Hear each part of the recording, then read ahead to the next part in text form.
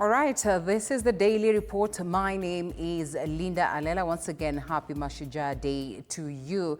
I am here to keep you posted as to the world of news, so what is there. And our sign language interpreter, Rhoda Nyamai. We go straight to the stories of the day, where this year's Mashujaa Day was dedicated to the memory and legacy of the late former Prime Minister Raila Odinga. President William Ruto, in his speech, reflected on the late Raila's life, honoring him as a patriot, a statesman, and a Pan-African hero.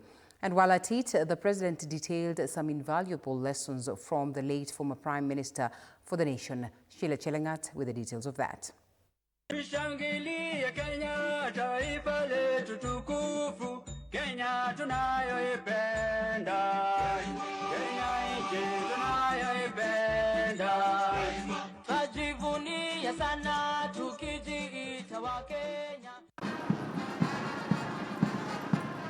This year's Mashujaa Day celebrations carried the heavy weight of grief from the death of former Prime Minister Raila Odinga, coming just a day after the statesman was laid to rest in his ancestral home in Bondo, Siaya County. President William Ruto, in his speech today, reflected on the journey of Raila, remembering him as a towering patriot, a resolute statesman, and a hero. He once told us that if he were to die and God asked him where he would wish to be born again, he would say without hesitation, "Take me back to Kenya." And on Raila's ability to forgive and rise above political rivalries for the sake of the nation's cohesion, President Ruto urged all Kenyans to emulate this. When in 2002, he stood before the nation and declared Kibaki Tosha, it was not because he was unaware of where President Kibaki came from.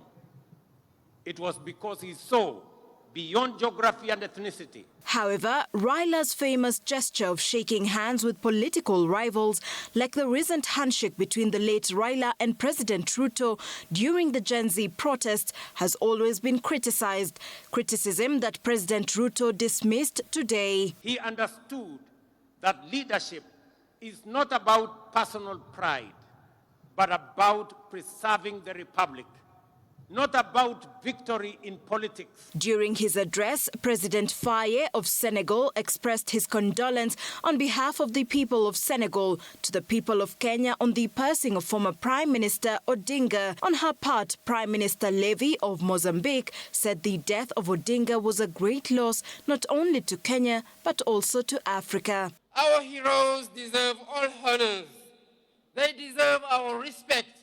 They deserve our admiration. And while Raila's journey came to an end yesterday, his spirit of unity, courage, and dedication to the nation carries on. He loved Kenya more than he loved Raila Odinga.